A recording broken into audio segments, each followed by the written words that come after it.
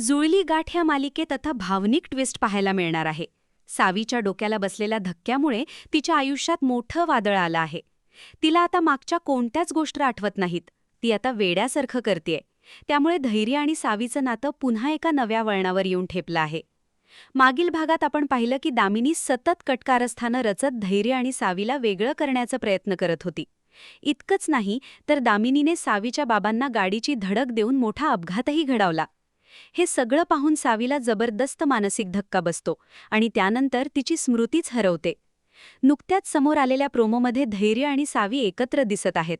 धैर्य अतिशय प्रेमाने सावीला साडी नेसवतो, तिचे केस बांधतो आणि तिला तयार करत म्हणतो, आता माझी बायको छान तयार झाली. पण त्यावर सावी म्हणते, मी कोणाचीही बायको नाही आहे. आता स्पष्ट झालं आहे की सावी धैर्याला आणि त्यांच्या नात्यालाच विसरली आहे. त्यामुळे पुढच्या भागांमध्ये धैर्य पुन्हा एकदा सावीचं प्रेम जिंकण्याचा प्रयत्न करणार का? दामिनी याचाच फायदा घेणार का? हे पाहणं उत्सुकतेचं ठरणार आहे. अशाच मालिकांचे ताजे अपडेट्स जाणून घेण्यासाठी मालिका बझ मराठीला आत्ताच सबस्क्राईब करा आणि बेल आयकॉन प्रेस करायला विसरू नका.